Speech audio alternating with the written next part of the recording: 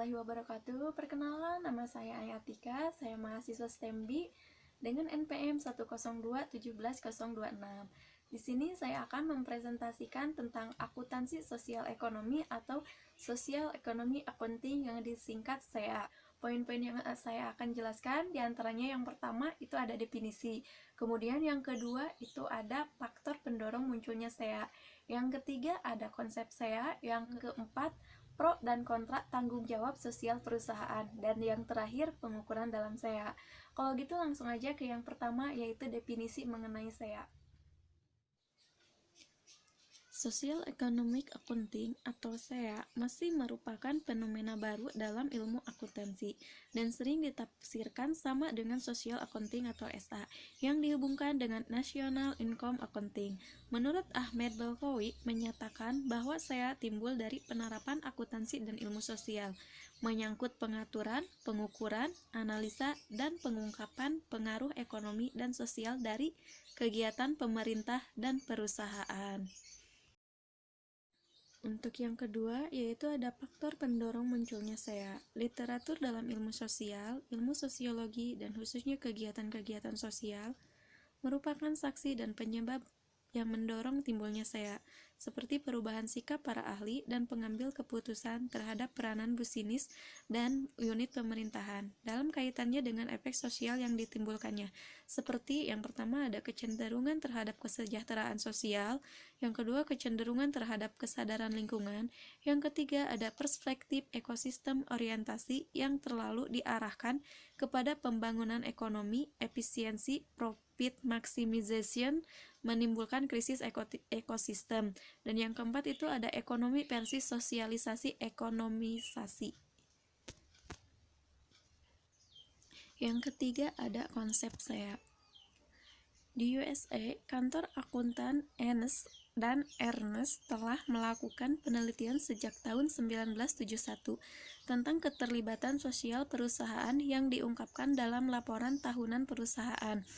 Beberapa hal yang diungkapkannya adalah yang pertama, lingkungan, energi, praktek usaha yang fair, sumber tenaga kerja, dan keterlibatan terhadap masyarakat.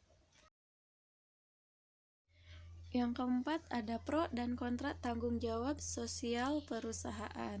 Alasan para pendukung agar perusahaan memiliki etika dan tanggung jawab sosial, diantaranya yang pertama, keterlibatan sosial merupakan terhadap keinginan dan harapan masyarakat terhadap peranan perusahaan. Dalam jangka panjang, hal ini sangat menguntungkan bagi perusahaan. 2. Keterlibatan sosial mungkin akan mempengaruhi perbaikan lingkungan, masyarakat yang mungkin akan menurunkan biaya produksi. 3. Meningkatkan nama baik perusahaan akan menimbulkan simpati langganan, simpati karyawan, investor, dan lain-lain. 4. Menghindari campur tangan pemerintah dalam melindungi masyarakat. 5. Dapat menunjukkan respon positif perusahaan terhadap norma dan nilai yang berlaku dalam masyarakat. 6. Sesuai dengan keinginan para pemegang saham dalam hal publik. Yang kelima, ada pengukuran dalam SEA. Dalam SEA harus mengukur dampak positif dan negatif yang ditimbulkan oleh perusahaan. Biasanya telah dibuat pedoman pengukurannya, seperti kerusakan lingkungan, polusi udara, dan polusi air. Salah satu akibat dari polusi udara adalah rusaknya kesehatan manusia, antara lain menyebabkan kematian prematur.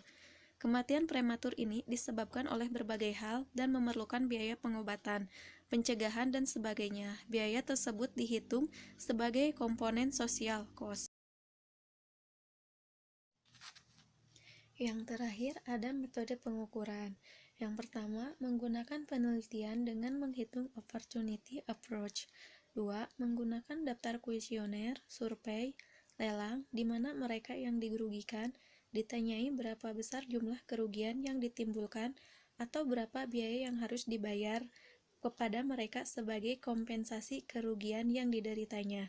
3. Menggunakan hubungan antara kerugian massal dengan permintaan untuk barang perorangan untuk menghitung jumlah kerugian masyarakat. Yang keempat, menggunakan reaksi pasar dalam menentukan harga.